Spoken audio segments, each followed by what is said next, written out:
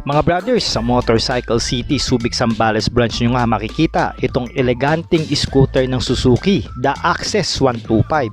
At ngayon, may iikutan na nga natin ito. Pero bago tayo magpatuloy sa mga nais pong suportahan ng ating YouTube channel, baka naman pwede kayo mag-subscribe at i-like ang ating video. At kung dito naman kayo sa Facebook nanonood, mag-follow na kayo at i-share naman ang ating episode. So mga brothers, let's go! Sa go!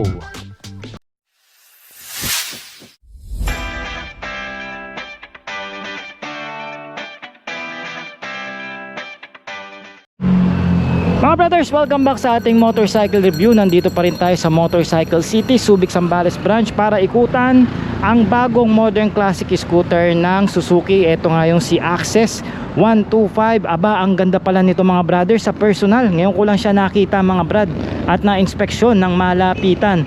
Ito nga palang nire-review natin mga brothers ay may kulay na beige color o parang cream classic white. Ang dating nga niyang mga brothers, cream ivory. No? Napaka-elegante pala nito at masasabi ko na mas malaki siya ang kanyang pangangatawan pagdating kay Honda Giorno, no mga brothers. At para sa akin akin personally lang mas gusto ko to itong motor na to. At para sa akin mas premium, mas elegant yung dating na ginawa dito ng design ng Suzuki. Ikot muna tayo para makita nyo in 360 view. Ayan, but again, syempre iba-iba naman tayo ng apple in the eye, kanya-kanya tayong reference, no, kung ano yung mga gusto nating forma pagdating sa ganitong klaseng scooter mga brothers. So di ba? Kasi ito sa mga gusto ko. Etong single tone upholstery niya na classic brown. No, napaka-elegante, European style, no? Alright, so start tayo rito sa unahan mga brothers, no? Meron tayo rito mga brothers na classic style retro, no? Classic na retro pa na headlight. Pero wag ka mga brothers, LED yung kanyang ilaw, 3 LEDs ito. Ayan Okay mga brothers, at ito yung kanyang daytime running lights, no? At ito meron tayo ritong badge ng Suzuki. Pailawin natin. Ayan, activated daw ito. Nakakabit daw yung kanilang battery. Ayan, super white po ang kulay niyan. Then yung turn lights natin dito, ayan, bulb type siya pero maliwanag naman. Pwede nyo i-upgrade ng LED yan kung nahihinaan kayo. Pero sa akin, solved na ako dyan mga brothers. Okay, at ito ba na high beam? Ayan yung high beam nya doon sa ilalim. Baba na natin, tapos patayin na natin. Okay, ang gusto ko rito mga brothers, bakal ang kanyang front fender para mga sinaunang araw na scooter sa Europe. Tapos hindi lang yan, bakal din yung babampis niya. O diba, safe na safe ka rito kung sakaling wag naman sana, bakal lang yung harapan, hindi plastic mga brothers. At dito sa kanyang underneath, ayan, plastic na to, pero okay lang ito. Pero to, bakal bakal mga brad, matindi, no? Naka front telescopic port tayo rito mga brothers. At ito po ay naka single pad piston caliper branded by Nissin. Ayan, disc brake, no? At ito mga brothers is my tire size na 90 by 90 at 12 inches po na wheel max. Naka tubeless na rin ito. At ang gusto ko rito mga brothers, Maxxis ang brand ng kanyang gulong. So sigurado tayo makapit at maganda rin ang pagkakagawa ng kanyang tread. So maganda to humawi, lalo na pagka nabutan kayo ng ulan sa daan. Hindi to basta-basta dudulas. Pagdating naman sa likod mga brothers, mas elegante ang disenyo na ginawa rito ng Suzuki. Ito yung grab bar natin, bakal yan, no? Pwede nyo siguro bumili kayo ng mga aftermarket kung meron na, para pwede kayo makapaglagay dito ng saddle bag. Yan, babagay dito sa mga ganitong klaseng scooter mga brothers. Tapos nandito yung kanyang pakargahan ng gasolina mga brad. So ang style nyan, pupush nyo lang to, di ba, nasa off siya. Then ganun nyo lang, pag push nyo tsaka nyo i-turn. Kasi pag hindi nyo pinush, mag-on naman sa ignition itong scooter. So ganun lang. And then sa kaliwa naman yung upuan. So ganun lang, push. Ayan, pagka hindi nyo pinush, mag-on yung motor. Pag binaba nyo naman, tsaka bubukas yung bukasan ng tangke doon sa likod. And then pagkakaliwa naman sa upuan. So very basic. So ito po yung itsura ng kanyang tangke. Ayan mga brothers. So di ba? Ang ganda ng bukasan, lalim Wala lang siyang tali, pero okay lang, may drainage naman dito.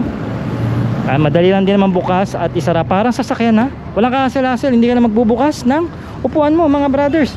And then on natin yung motor para makita natin yung kanyang taillight dito. Ayan, LED na yan mga brothers, may 5 LEDs yan. And then ang ating turn lights dito is nakapasok sa mismong fairings. At ito bulb type pa mga brothers, pero okay lang, maliwanag Hindi na ako maarte dyan, may reflector tayo, may sarili pang plaka. And then sumaasa yung plaka sa ilaw ng ng taillight. Tapos meron lang tayo rito ordinaryong design na rear fender. Okay lang naman ito kasi plastic siya. Ito plastic na mga brothers. And then meron tayo rito straight muffler. So ingat lang tayo na malusong ito sa baha mga brothers, dahil syempre ito diretso na kung madali itong pasukin, lalo na kung isasabak nyo sa baha. And then meron tayo ritong gulong na 90 by 90 at 10 inches na wheel mags. Tubeless na nito, branded by Maxi. Naka-drum brake yung likod nito mga brothers, pero okay lang, naka-combination braking system naman yung motorsiklo. Gumagamit nga ito ng 124cc single cylinder, single overhead cam na dalawa po yung kanyang valvula na kaya mag-produce ng 8.3 horsepower at 6,500 RPM at umaarangkada ito ng 10.2 Nm of torque at 5,000 RPM. Meron nga itong compression ratio na umaabot ng 10.3:1, kaya naka-air-cooled lang naman ang kanyang cooling system, habang meron itong bore and stroke na 52.5 by 57.4. Pagdating naman sa kanyang fuel tank capacity, umaabot ito ng 5.3 liters at meron ngang claim dito ang Suzuki Motorcycle Philippines ng 57.3 km per liter. So matipid po ito mga brothers. Pagdating sa kanyang fuel system, syempre pa naka-fuel injected ito with the features of Suzuki Eco Performance for more power and less fuel consumption. Okay mga brad, pag-usapan natin kung paano gumilid ang motorsiklong ito. Ayan. O, diba? Ito ang tapangan ng ating pillion, aluminum po yan. Meron itong malapad na gulay board o floorboard. Ayan, maganda rin yung texture, no? At gusto ko yung kulay na ginawa talaga rito ng Suzuki. Bumagay dito sa kanyang pagka-beige. Itong parang hindi ko sure kung brown ito, na ganitong kulay. At tapos meron siya rito classic brown na upholstery. Dalawa yung hook nito mga brothers, kabila, no? Yung utility hook niya. Ito retractable. So pwede kayo magsabit, pwede rin kayo dito magsabit. And then meron siya mga malalalim na package mga brothers. And then may badge tayo rito ng access. And then SEP, Suzuki Eco Performance. Kaya sigurado itong motor na to matipid. Meron tayong side reflector. Ito maganda yung ginawa ng Suzuki, dito nila nilagay. Yan, para mas kita kayo pag nag-u-turn. Kabilang side, para meron kayo idea. Same lang din naman mga brothers. Nandito yung kanyang side stand. At ito ay may side stand kill switch daw. Alright, ang gusto ko rito, tanyo naman, kahit i-EPI na siya, may kickstart pa kung sakali malobat ang inyong baterya o masira mga brothers. Pag inopen natin, ito yung kanyang U-Box, 24.4 liters daw ito mga brothers. At ito nga pala yung itsura ng kanyang side mirror. Hindi pa kinakabit kasi hindi pa activated. Ito mga brothers is classic style to. Gustong gusto ko yung side mirror nito, Italian look, no? Malaki-laki na rin ito. Palagay ko kakasya ang isang half face helmet dito o open face. Pero kung hindi naman, meron siyang dalawang hook para sa dalawang rider na sasakay dito sa scooter na ito. Alright, sabi ko nga mga brothers, meron tayo ritong premium looking na upholstery. Ayan, classic brown. Oh, I can say na quality ang nilagay rito ng Suzuki. Naka-stitches pa ito ng doble mga brothers. So upo tayo sa motor para po ma-feels natin siya mga brothers. Ayan, oy, grabe, komportable sumakay dito. Mamaya natin pag-usapan niya sa ating riding ergonomics. Alamin muna natin kung ano yung makikita rito sa kanyang handlebar mga brothers. So mga brothers, eto na, meron tayo rito mga basic switches mga brothers. At napaka premium lang ginawang design dito ng Suzuki. May proud ownership emblem tayo rito ng Suzuki. At dito sa kaliwa, nandito yung ating horn. Activated naman yan, buksan natin. Pwede na yung horn, ordinary lang naman, pero malakas na rin yung left and right natin. Okay, ang pass light, buti meron siya kahit scooter siya. Ang ating high beam, lagay ng side mirror. Ang kanilang handle grips is sakto po sa isang large na kamay. At meron itong plastic na lang na grab bar, solid plastic po siya, no? Non-adjustable po ang ating preno, pero wag kayo, meron po siyang brake lock, no? Maasahan nyo po yan kung nagpapark kayo sa mga pasubsob o paahon para hindi po tumumba ang scooter, especially pagka naka side stand, no? Dito sa kanan, andito ang ating kill switch at saka yung ating electronic starting. Start nga natin kung isa siyang silent starting.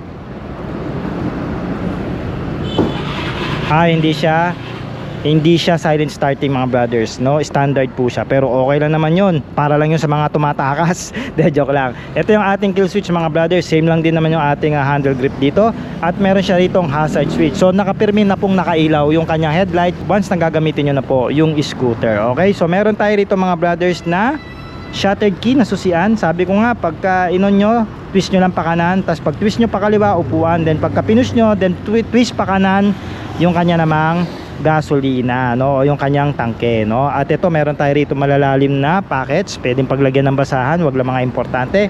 At meron tayo rito USB charging port na cover ng rubber para hindi po mabasa, lalo na pagka umulan. Okay, so pag-usapan natin yung kanyang meter panel. Ito ang gusto ko, ayoko ng digital, gusto ko yung analog. Ito yung ginawang magandang approach dito ng Suzuki.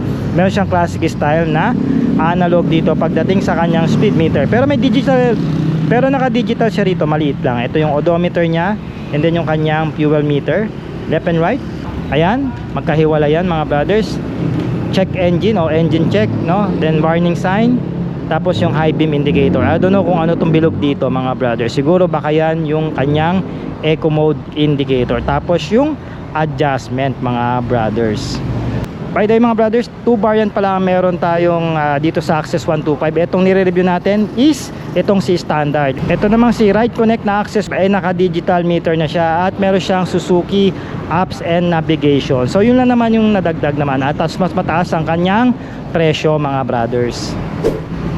So mga brothers, mag-bike fitting na nga tayo rito para sa Suzuki Access 125. Ako, napakaganda talaga umarap ng motor na to. So tingnan natin yung pagkakatilt niya pag naka-side stand siya bago tayo sumakay. So hindi naman alanganin, tama po yung pagkakatilt niya, standard ito para sa aking paningin. Okay, ayan, dito tayo sa likod para makita nyo. At check natin yung side stand put. Ayan, pasok lang naman, pasok. Kaya po hindi basta-basta tutumba ang ating motor, wag lang talaga sadyain. Ayan, oh, inaalog ko, safe naman, no? At ngayon umupo tayo mga brothers. Alright, so mga brado, meron itong C-type na 770mm lang, no? Tingkayad ako pero konting-konti lang. And for the reference, 5'4" lang po ang ating height. Kasi nga malapad yung upuan niya, kaya tumitingkayad tayo. At nagbibigay sa atin yung komportableng riding experience, no? Ayan, kaya kahit malalapad kayo, chubby kayo, kung gagamit kayo ng motor na ito, siguradong masisiyahan kayo. At ang lapad ng upuan niya mga brothers, grabe, ang haba. Kasya nga dito siguro 3, pero wag niyong gagawin overload yun at magkakakaso kayo. At syempre yung gulay board niyo, ang size ng pako mga brothers is size 41 po. So ganyan po yung itsura. So kung malalaki po ang size nyo, mga size 9 o 10 kayo, kaya pa rin kayong accommodate at makakapagdala pa kayo rito ng inyong mga dalahin. Tsaka ang gusto ko rito mga brothers, kahit scooter siya, ang ilalim niya o yung ground clearance niya 160mm, kaya masisiyahan kayo. So sa mga malalalim na lubak at mga nakakalokong humps, nakala mo bubungan ng bahay, kayang-kaya nitong daanan nitong Access 125 ng Suzuki. At syempre yung kanyang manibela malapit sa akin, may reach lang ako na 20 inches sa braso. At hindi siya ganun kababa, tama lang din yung taas niya. That can give you the upright gesture pagdating sa kanyang riding position. Malaki rin po yung kanyang turn radius mga brothers. Ayan o. O diba?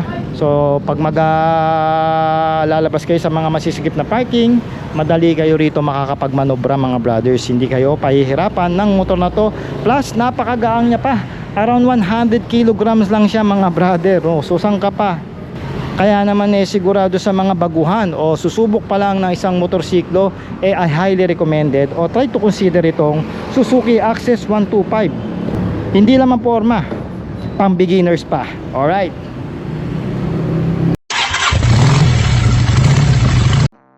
Ngayong taon mga brothers, meron nga itong SRP na 93,900 pesos para dito sa kanyang Ride Connect version. And for the standard version naman, meron itong SRP na 84,900 pesos. At ito mga brothers, kung gusto nyo po itong kunin sa ating online financing, meron pong minimum down payment itong si Ride Connect ng 14,085 pesos. And for 3 years mga brothers, meron ka ritong monthly na 4,134 pesos. At rebated na po yan mga brothers. So sa mga gusto pong mag-apply ng online, maaari po kayo mag-call and text sa ating cellphone number o kaya naman mag-PM sa ating Facebook page para ma-assist ko po kayo sa inyong online application at sa inyong mga requirements, no? At mga brothers, mag-comment na rin kayo ng yes kung nagustuhan nyo po itong eleganting scooter na Suzuki. Ito nga yung si Access 125 at isama nyo na rin ang inyong location. At once again, ako po si Sork Moto, ang inyong ahente pagdating sa motorsiklo.